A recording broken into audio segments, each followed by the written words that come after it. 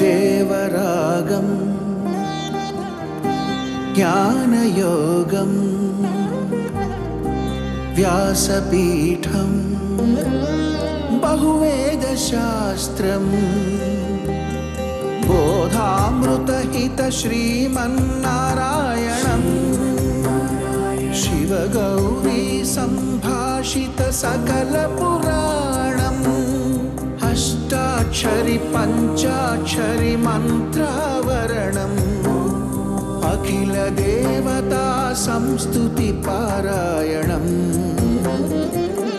జయమంగళకరమీ ప్రవచన శ్రవణం అనుదినము శుభము సుఖము జీవన గమనం దేవరాగం జ్ఞానయోగం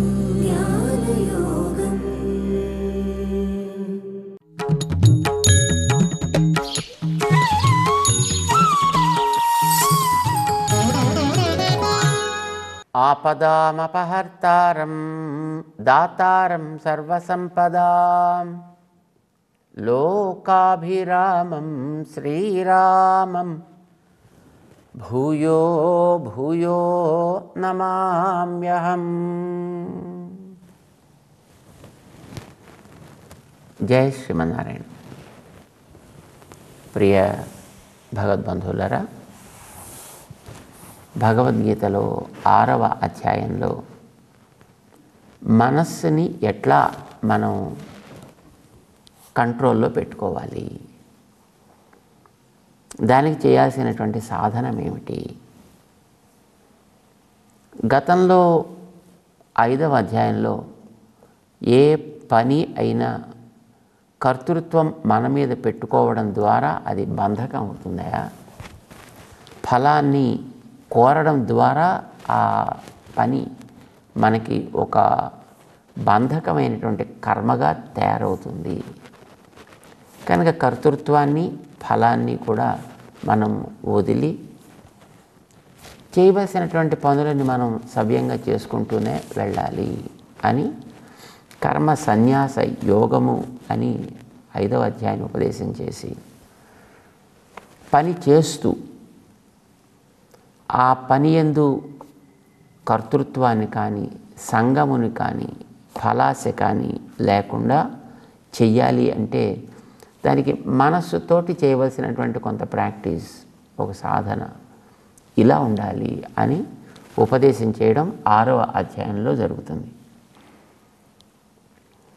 అర్జునుడు ఇప్పుడు యుద్ధం చేయాలి, అతనికి కర్తవ్యం యుద్ధం కదా. మరి యుద్ధం అనే దాంట్లో కొన్ని ఆనందాన్ని ఇచ్చే ఉంటాయి, కొన్ని దుఃఖాన్ని ఇచ్చే ఉంటాయి. ఎవరినైనా బాణం వేసి కొట్టాలంటే కొంచెం దుఃఖంగా అనిపిస్తుంది, తనకి విజయం కలుగుతోంది అంటే ఆనందం అనిపిస్తుంది. కనుక చేసే ఏ పని అయినా కొంత ఆనందాన్ని ఇస్తుంది, అందులో ఏదో ఒకటి దుఃఖాన్ని ఇస్తుంది. కర్తవ్య పరిపాలన చేసేటప్పుడు ఎప్పుడు కూడా అందులో కొన్ని అనుకూలంగా ఉంటాయి, కొన్ని ప్రతికూలంగా ఉంటాయి. అనుకూలంగా ఉండేవి ఆనందాన్ని ఇస్తాయి, ప్రతికూలంగా ఉండేవి దుఃఖాన్ని ఇస్తూ ఉంటాయి. అతనికి యుద్ధం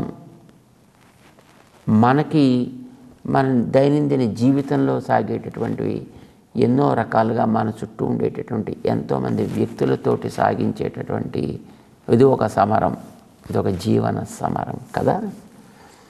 కానీ దీన్నైనా మనం మారడానికి వీల్లేదు, ఆయనకి దాన్ని మారడానికి వీల్లేదు, అది చేయించాలి. కానీ అది చేసేటప్పుడు ఇది భగవంతుడు ఏర్పరిచినటువంటి ఒక బాధ్యత కనుక దాన్ని మనం సవ్యంగా చెయ్యాలి. ఇంతే తను జ్ఞాపకం పెట్టుకోవాల్సింది. వినడానికి మనకి చాలా సింపుల్గా అనిపిస్తుంది, కానీ ఇది చాలా కఠినమైనటువంటి ప్రవృత్తి. ఎందుకంటే దేవుడు ఇచ్చింది ఆయన ఆజ్ఞ, దానికోసం నేను చేస్తున్నాను, ఇది ఆయన యొక్క తృప్తి కోసం చేస్తున్నాను అని అనుకోగలగడం అనేది అంత సులభమైనటువంటి పనేం కాదు. ఎక్కడికక్కడ మన అహంకారం ఒకటి మధ్యలో అడ్డొస్తూ ఉంటుంది. కనుక చచ్చేట్టు చేసేది నేనైతే దీని ఆయన మీద ఇవ్వడం ఏమిటి, ఫలితం పొందాల్సిన వాటిని నేను ఇంత కష్టపడుతుంటే ఎవడికో ఇవ్వడం ఏమిటి, ఇవి ఎప్పుడూ మధ్యలో అడ్డుతూ ఉంటాయి. దానికోసం ఒక సాధన చెప్పాడు ఆయన. ఎలా కూర్చోవాలి, ఎలా అభ్యాసం చేయాలి, ఆ అభ్యాసం నిలవాలంటే ఆహారం ఎట్లా ఉండాలి, ఆహారము నిద్ర వ్యవహారాదులన్నీ కూడా ఏ క్రమంలో ఉంటే చేసే సాధన సవ్యంగా సాగుతుంది. ఇన్ని చేస్తూ కూడా మన సంయమ్య మచ్చిత్త, మనస్సుని జాగ్రత్తగా నిగ్రహించి లోపల నేనున్నాను అని జ్ఞాపకం పెట్టుకుని, శక్తి ఇచ్చేది నేను అని తెలుసుకుని, నేనిచ్చిన ఆజ్ఞను పాలించేటటువంటి పరికరం మాత్రమే అని కూడా గుర్తుపెట్టుకుని దాన్ని చేవయా అని మనకి 6వ అధ్యాయంలో ముందు ఇవన్నీ చెప్పాడు ఆయన. అసలు మనకి మెయిన్ ప్రాబ్లం అసలు అక్కడ వచ్చింది అక్కడే. ఇది లోపల ఆయన ఉండి నడిపిస్తున్నాడు, నేను కూడా ఆయనకు ఉండే ఒక పరికరాన్ని, ఆ చుట్టూ ఉండే చేసేటువంటి పనులన్నీ కూడా ఆయన ఏర్పరిచిన వ్యవస్థకి సంబంధించినవి, ఆయనకి సంబంధించినవి అని అనుకోగలగడం అనేది అంత సులభంగా వచ్చేటటువంటి భావన కాదన్నమాట. దానికోసమనే సాధనని ఆయన చెప్పాడు. ఈ సాధనని కనుక ఇలా చేస్తే ఏమిటి వస్తుందో కూడా చెప్పి, అది చాలా ఆకర్షకమైంది అయితేనే కదా దాంట్లోకి ప్రేరణ కలిగేది. అర్జునుడికి ఆవేళ లభించాల్సింది యుద్ధం చేస్తే ఓ రాజ్యం, దానికి వారు పాలకులుగా ఉంటారు, వాళ్ళకి అంతవరకే. కానీ రాజ్యమైనా పాలనైనా కొంతకాలం సాగుతున్న తర్వాత మళ్ళీ ఆ దేహాన్ని వదిలిపెట్టి వాళ్ళు వెళ్ళిపోవాల్సిందే కదా. కానీ ఆ దేహంలో ఉండేటటువంటి ఆత్మని వాడు గుర్తించి దానిని పొందడం అనేటటువంటి ఒక లక్ష్యంగా పెట్టుకుని ఇప్పుడు కర్తవ్యాన్ని తాను నెరవేర్చినట్లయితే ఇప్పుడు చేసేటటువంటి పని కూడా వీడికి బాధకం కాదు, లభించాల్సినటువంటి ఆత్మ సాక్షాత్కారం కూడా చక్కగా లభిస్తుంది. కనుక దీనివల్ల 2 లాభాలు. లభించాల్సింది హైయెస్ట్ బెనిఫిట్, మంచి ఆత్మానందం అనేది తప్పకుండా వస్తుంది. కానీ దాంతోపాటు ఇప్పుడు చేసే దానివల్ల కూడా వీడికి ఎదురయ్యేటటువంటి సుఖస్పర్శలు దుఃఖస్పర్శలు లాంటివి వీడిని పెద్దగా బాధించవు. ఇది సాధన యొక్క ప్రభావం చేత. ఎందుకని వీడి దృష్టి ఆ ఉత్తమమైనటువంటి ఆత్మయందు నిలిచినప్పుడు మిగతావన్నీ కూడా పెద్దగా విలువైనవిగా మనకి అనిపించవు. ఈ విషయం తను చెప్తున్నాడు ఆయన. పెద్ద లక్ష్యం పెట్టుకున్నప్పుడు ముందర దానికి కింద ఉండేవన్నీ కూడా పక్కకి వెళ్ళిపోతాయి. ఇది చెప్పడం తాత్పర్యం అన్నమాట. దానికి ఒక పేరు పెట్టాడు శ్రీకృష్ణుడు, అది యోగము అని పేరు పెట్టాడు. అలాంటి స్థితిని ఉత్తమమైనటువంటి దాన్ని గుర్తించుకోవడం.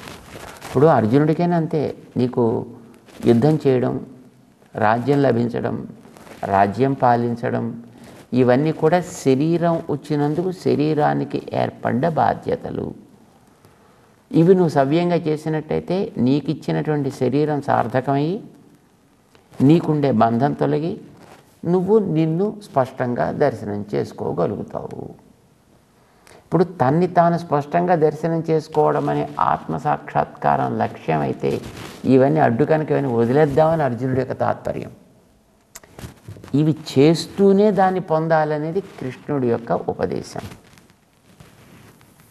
పొందాల్సింది అదే, కానీ పని చేస్తూ పొందాలా, పని మానేసి పొందాలా? మానేసి పొందాలనేది అర్జునుడి యొక్క కోరిక. అందుకోసం అబ్బా ఎందుకు ఇసలు యుద్ధం అంతా అనేది తాతలు, తండ్రులు, మేనమామలు, మేనల్లుళ్ళు ఇలాంటి వీళ్ళందరినీ కొట్టి కొట్టి కొట్టి సమించే రాజ్యం నాకెందుకయ్యా బాబు, నాకు వద్దు, మానేస్తా అంటాడు ఆయన.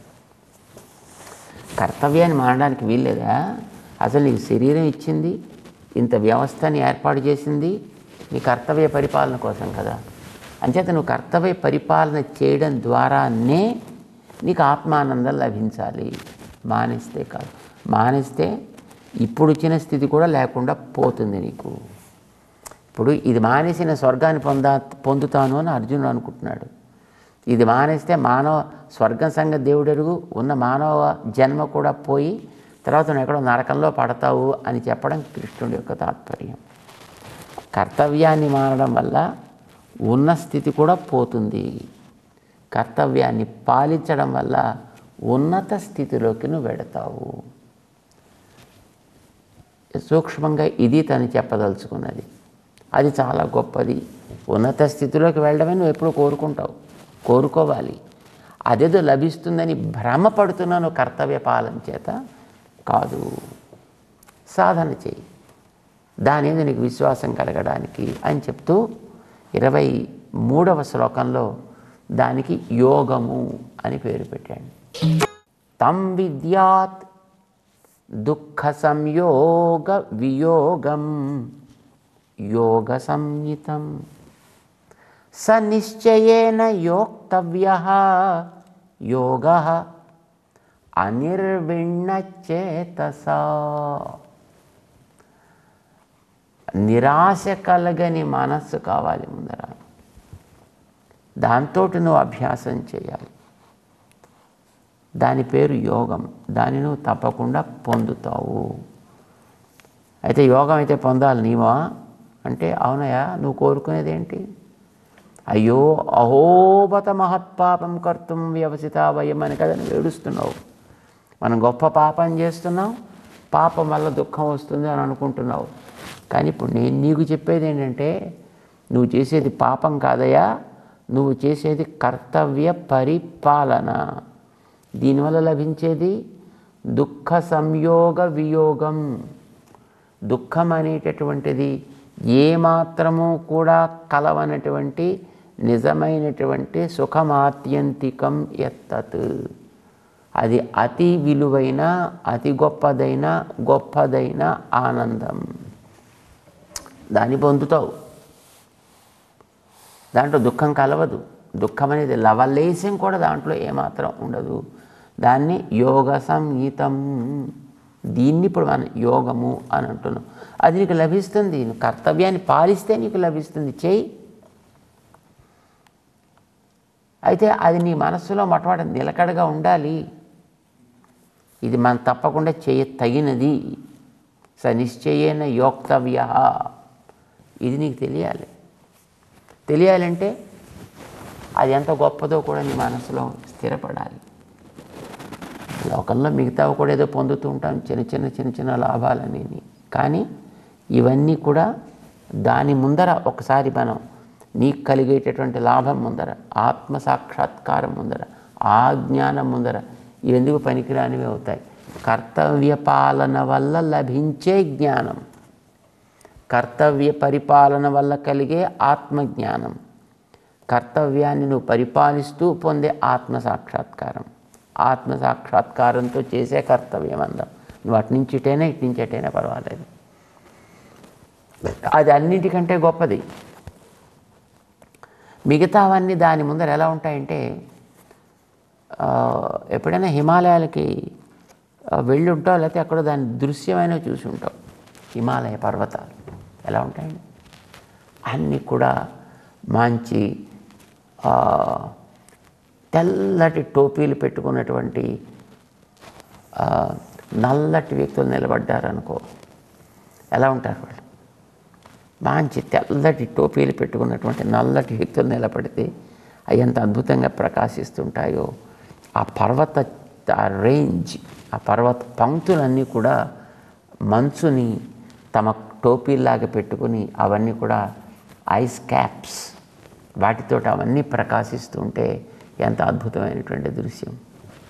చల్లరి తెల్లటి ఎత్తైనటువంటి ఆ ఉన్నతమైన పర్వతాలకి ముందర మనం చూసేటువంటి చిన్న ఈ గుట్టలన్నీ ఎలాగైతే ఆ కాంతి విహీనం అవుతాయో, ఆత్మసాక్షాత్కారం ముందర, ఆత్మజ్ఞానం అనే దాని ముందర లోకంలో నువ్వు ఏవేవైనా చెప్పు, ఏ పదవులైనా చెప్పు, ఏ సంపదలైనా చెప్పు, ఏ రకమైనటువంటి స్థితి అయినా నువ్వు చెప్పు, ఇవన్నీ కూడా దాని ముందర అట్లా ఉంటాయి. ఒక ఉన్నతమైనటువంటి ఒక సైనికుడు నిలబడితే ఎంత హుందాగా ఉంటుందో ఆ హిమాలయ పర్వతాల స్థితి అట్లా కనిపిస్తుంది. మిగతా అంతా దాని ముందర తిరిగేటటువంటి చిన్న చీమల్లా కనిపిస్తాయి మనకి. ప్రాపంచిక వస్తువులన్నీ అల్పములు, క్షుద్రములు అనేటి విషయం తెలుస్తుంది. ఏదైనా మనం ఒక మంచి తోటలోకి వెళ్ళామనుకోండి, రకరకాల పువ్వులు ఉంటాయి. ఎక్కడ ఒక బాగా వికసించినటువంటి మంచి ఒక కొలనులో విరబూచినటువంటి ఒక మంచి తామర ఉందనుకోండి, చక్కటి బలమైనటువంటి కాడ మీద లోతైన నీళ్ళల్లోంచి అలా పైకొచ్చి సూర్యకిరణపు స్పర్శతోటి వికసిస్తూ ఉంటే అది ఎంత చూడముచ్చటగా ఉంటుందో. దాని ముందర పెడితే మిగతా పువ్వులన్నీ ఎందుకు పనికొస్తాయి అని అనిపిస్తుంది. ఎన్ని రకరకాలైన గడ్డి పువ్వుల మధ్యలో ఒక చక్కటి గులాబీ పువ్వు పూసిందనుకోండి, ఎంత అద్భుతంగా ఉంటుంది, ఎంత చూడముచ్చటగా ఆకర్షకంగా అనిపిస్తుంది. అక్కడక్కడ గడ్డిలో మనం తిరిగేటప్పుడు కొన్ని పచ్చగా ఉండేటి చిన్న గిన్నె పువ్వులు లాంటివి ఉంటాయి. ఆ పువ్వుల్ని చూస్తే మిగతా ఆ ప్రాంతాల్లో ఎంత అందంగా ఉంటాయి. ఒక మంచి చిన్న పొదలు ఉండేటటువంటి చోట ఒక పొదలోంచి పైకి వచ్చినటువంటి ఒక తెల్లటి ఆ లిల్లీ పువ్వు లాంటివి ఉంటాయి చూడండి, ఇలా కాడమల్లెలో లిల్లీ పువ్వులు ఏదో అంటారు వాటిని. అది ఎలా ఒక గుత్తి ఇలా వికసించి వస్తే అది ఎంత బాగుంటుంది. దాని ముందర మిగతావన్నీ అంటే వాటి అందం వాటికి ఉన్నప్పటికీ కూడా అందంతో దీని అందంతో కంపేర్ చేస్తే అవి ఎందుకు పనికిరానివిగా అని అనిపిస్తాయి. ఇది చాలా గొప్పదని అనిపిస్తుంది. కలిగేటటువంటి ఆత్మసాక్షాత్కారం కూడా అట్లా అనిపిస్తుంది. అన్నిటికంటే ఉత్తమమైనది అని అనిపిస్తుంది. చూసారండి, ఇది ఆత్మకి సంబంధించినటువంటి జ్ఞానమయ. అంటే వాడు యోగ దశలో ఉండేటప్పుడు కలిగిన ఆ అనుభూతిని బయటకు వచ్చిన తర్వాతనైనా అన్నిటితోటి చూస్తుంటాడు, అన్నిటితో కంపేర్ చేస్తూ ఉంటాడు. అందులో ఉండేటప్పుడు దాన్ని అనుభవిస్తూ ఉంటాడు, బయటకు వచ్చాక దాన్ని కంపేర్ చేస్తూ ఉంటాడు కదా. బయటకు వచ్చిన తర్వాత అది లోపల అనుభూతి. ఇప్పుడు బయటకు వచ్చిన తర్వాత బయటవన్నీ కనిపిస్తూ ఉంటాయి. ఈ కనిపించినప్పుడు వీటిల్లో ఉండేటువంటి అల్పత్వం, వీటిల్లో ఉండేటువంటి నశించే లక్షణం, వీటిల్లో ఉండేటటువంటి ఒక క్షుద్రత్వం, ఇవి కనిపిస్తాయి వీటికి. అప్పుడు దాన్ని ఆ గొప్పతనాన్ని వీటికి ఉండేటటువంటి స్వభావాన్ని కంపేర్ చేస్తే ఇవన్నీ నాకు అవసరం లేదు, అదే కావాలి అని అనిపిస్తుంది కదా. అది శాశ్వతంగా వీడి దగ్గర ఉండాలి అని అంటే నిశ్చయేన యోక్తవ్య, అది నేను పొంది తీరాలి అని కనుక వాడికి అనిపిస్తే అప్పుడు వాడికి దానికి సంబంధించినటువంటి ఆ సాధన చేస్తాడు, దానికేసి ప్రవర్తిస్తాడు, దాన్ని పొందుతాడు కూడా. ఆత్మసాక్షాత్కారాన్ని వాడు పొందుతాడు. కానీ ఆ పొందడానికి ముందర వీటిలో ఉండే అల్పత్వం తెలిస్తేనే వీటిని తాను వదలగలుగుతాడు తప్ప, అల్పత్వం తెలియకపోతే వీటి వెంట మళ్ళీ ఎప్పుడో దీన్ని చూసినప్పుడు దీని వెంట పడాలని అనిపిస్తూ ఉంటుంది, వీటిని కోరాలి అని అనిపిస్తూ ఉంటుంది, ఇవే చాలా గొప్పవి కావోలు అనిపిస్తూ ఉంటుంది, అవి పోతే దుఃఖమేమో అని అనిపిస్తుంది. ఇప్పుడు విశ్వామిత్రుడు లాంటి మహనీయుడికి తపస్సు చేసుకుందామని కూర్చున్నాడు. ఆయన త్రిశంకు వచ్చాడు. త్రిశంకు వచ్చి, నేను మీ గురువుగారు అయినటువంటి వశిష్ఠుడిని అడిగాను, మీ గురువుగారి శిష్యులైనటువంటి వశిష్ఠ పుత్రులను కూడా అడిగాను, అయిన వాళ్ళు నాకు ఎవ్వరూ చేయడానికి ఇష్టపడలేదండి, అందుకోసమే నీ దగ్గరికి వచ్చానయ్యా, కనీసం నువ్వేనా నాకు ఆ ఉపకారం చేసి పెడతావేమో. వాడు చేయనన్నారా? అలాగా, అయితే నేను చేస్తాను పట్టు అన్నాడు. తను చేయడం అంటే తపస్సులో కూర్చున్న కనిపించాల్సినటువంటి తత్వం ఆయనకి తెలియకపోవడం చేత, విశ్వసించాల్సిన దాని యందు అతనికి దృష్టి ఏర్పడకపోవడం చేత, ఈ వ్యక్తికి కావలసిందేదో ఇవ్వడం ద్వారా తాను వశిష్ఠుడి మీద పగ తీర్చుకుంటున్నాను, ఆయన చేయడానికి ఇష్టపడని దాన్ని నేను చేస్తున్నాను, అతని కుమారులు చెయ్యని దాన్ని నేను చేసి వాళ్ళకంటే గొప్పవాణ్ణి నేను అనిపించుకుంటున్నాను అని ఒక గర్వాన్ని, ఒక అహంకారాన్ని అతను పొందడానికి పనికొచ్చింది. తపస్సు అంతా మొత్తానికి పోగొట్టుకున్నాడు దానివల్ల. ఇలా ఒకటి కాదు, ఒక్కొక్క దిక్కులోకి వెళ్ళి ఒక్కొక్క రకంగా ఆయన తన తపస్సునంతటిని కూడా మొత్తం పూర్తిగా కోల్పోవాల్సి వచ్చింది. కారణం ఏమిటి? ఇవి గొప్పవి అని అనుకున్నాడు అతను. కనుక నిజానికి గొప్పది ఆత్మ సాక్షాత్కారం లేదా భగవత్ సాక్షాత్కారం. ఏదో అదో ఇదో రెండిట్లో ఏదో ఒకటి కావాలి. ఆ రెంటి మధ్య ఉండే తేడా ఏమిటో మళ్ళీ మనకి తర్వాత 7వ అధ్యాయం దగ్గర చెప్తాడు. కానీ ఇప్పుడు ప్రస్తుతం మనకి ఆత్మ సాక్షాత్కారం దాకా వెడదాం. ఇది చాలా గొప్పదని వాడికి తెలిసి ఉండాల్సింది. దానికోసమే కూర్చున్నాడు తపస్సులో. కానీ మధ్యలో ఏవో వచ్చేటప్పటికీ ఇవే నాకు చాలా గొప్పవి, కనుక ఇవి చేస్తే నేను గొప్పతనాన్ని పొందుతా. త్రిశంకుకి స్వర్గాన్ని ఇస్తే అప్పుడు త్రిశంకు చెప్తాడు, నేను వశిష్ఠుడి కంటే ఈయనే గొప్పవాడండి అని. బస్ నా గొప్పతనం ప్రకాశిస్తుంది అనుకున్నాడు. ఈ గొప్పతనం దేంది? శరీరాన్ని. ఇప్పుడు శరీరమా కావాల్సింది? ఆత్మ. ఆత్మ ప్రధానమైనప్పుడు తనకి వచ్చే కీర్తి అపకీర్తి రెండుతో సంబంధం లేకుండా ఉండాల్సింది. అక్కడ కొంచెం మొదలెటప్పుడు సునశ్రేపుడు వచ్చాడు. అక్కడ అతనికి ఏదో కష్టం వస్తుందంటే ఆ కష్టం తీర్చడానికి ఏదో కొంత తపస్సును అటు ఇవ్వాల్సి వచ్చింది. మేనక కనిపించింది, ఆవిడ కోసం కొంత తపస్సుని తాను వ్యర్థం చేసుకోవాల్సి వచ్చింది. ఒక్కొక్క దిక్కులోనూ ఒక్కొక్క రకమైనటువంటి తన యొక్క తపశ్శక్తిని పోగొట్టుకోవాల్సి వచ్చింది. ఎందుకంటే అవి పొందితే ఆనందం అనుకున్నాడు. చివరికి వచ్చేటప్పటికి అవి కాదు ఆనందం, నన్ను నిజంగా పొందాల్సింది ఏదో అది కోల్పోయానే అని అప్పుడు గుర్తించాడు. సుఖ దుఃఖాలు అనేటటువంటివి తన యందు కాకుండా వస్తువులు యందు ఉండడం చేత గోపికలకి శ్రీకృష్ణుడి మీద దృష్టి ఉంది. కనుక వాళ్ళకి కృష్ణ స్మరణ జరిగిన క్షణం అది జరగని క్షణం ఒక యుగం అయింది.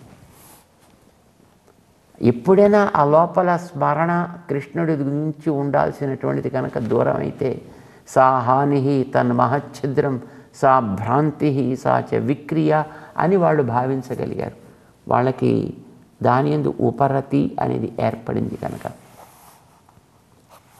దానికంటే వేరేనవన్నీ కూడా పనికిరానివి అయ్యాయి. ఆత్మ అనేటటువంటిది నీకు లక్ష్యమైతే నువ్వు చేసే కర్తవ్యాలు ఇవన్నీ కూడా సవ్యంగా నువ్వు చేయొచ్చు. వీటి వల్ల నీకు లాభ నష్టములు అనేటటువంటివి వీటికి పరిమితమై ఉండవు, నీ ఆత్మ సాక్షాత్కారానికి తోడుపడతాయి అనేది చెప్పాలి. అది కలిగితే యస్మిన్ స్థితః నా దుఃఖేన గురుణాపి విచాల్యతే. ఎంత ఇతరమైనవి ఏవి దూరం అయిపోయినప్పటికీ కూడా అవి పెద్ద దుఃఖము అని అనిపించవు. వాటి వల్ల కలిగేటటువంటి స్థితి ఆనందదాయకము కాదు అనేటటువంటి విషయం వాడికి స్పష్టంగా ఉంటుంది అన్నమాట. దాన్ని తం విద్యాత్ దుఃఖ సంయోగ వియోగం. దుఃఖం కలవనటువంటిది, సుతరాం దుఃఖం లేని యోగ సంయుతం. దానికే ఆత్మ సాక్షాత్కారం అని పెట్టవచ్చునయా? ఏమంటారు దాన్ని? అంటే దుఃఖ ప్రత్యనీకము, అంటే దుఃఖానికి ఎదురు పార్టీలో ఉన్నది, ఎదటి పక్షంలో ఉన్నది. ప్రత్యనీకం అంటే ఎదటి పక్షంలో ఉన్నది అని అర్థం అన్నమాట. దీపానికి చీకట్లాగా. దీపం ఉన్న చోటకి చీకటి వస్తుందా? రాదు. చీకటి ఉన్న చోటకి దీపం వెళ్ళగలదు, కానీ దీపం ఉన్న చోటకి చీకటి వెళ్ళడం ఎట్లాగైతే సాధ్యం కాదో, ఈ ఆత్మసాక్షాత్కారం అనే దీపం ఎక్కడైతే వెలుగుతూ ఉంటుందో అది దుఃఖ సంయోగ వియోగం. దుఃఖాన్ని అక్కడికి ఏమాత్రము కూడా రానివ్వదు. కనుక సనిశ్చయేన యోక్తవ్య యోగ. దాన్ని వదలడానికి వీలేదయా. దానికి కావలసిన సాధనే వీడు చెయ్యాలి, చేసి తీరాలి అని వీడికి అనిపిస్తుంది. ఎప్పుడు దాంట్లో ఆరంభం చేస్తే కనుక నువ్వు చేసే సాధన అంతా కూడా నీ మనస్సులో అట్లాంటి ఒక నిశ్చయం ఏర్పడడం కోసం నువ్వు చేస్తున్నావు సుమా అని అర్జునుడికి చేయాల్సినటువంటి ఆ సాధన విషయంలో ఒక ప్రరోచన, ఒక ప్రేరణ, ఒక ఉత్సాహం దాన్ని కలిగిస్తున్నాడు శ్రీకృష్ణుడు 6వ అధ్యాయంలో 23వ శ్లోకంలో సనిశ్చయేన యోక్తవ్య యోగ అనిర్విణ్ణ చేతస. నిరాశ లేనటువంటి, దిగులు కలగనటువంటి ఆ మంచి మానసిక స్థితిని నువ్వు పొంది ఆ రకమైనటువంటి సాధన చేయాలి. తప్పకుండా నీకు కలుగుతుంది. అది కర్తవ్య పాలన ద్వారా కలుగుతుంది కనుక నీ కర్తవ్య పాలన ప్రస్తుతం యుద్ధం చేయడం చక్కగా చెయ్యి అని అతన్ని ప్రేరేపిస్తూ ముందుకు తీసుకువెడుతున్నాడు. తెలుసుకుందాం. జై శ్రీమన్నారాయణ.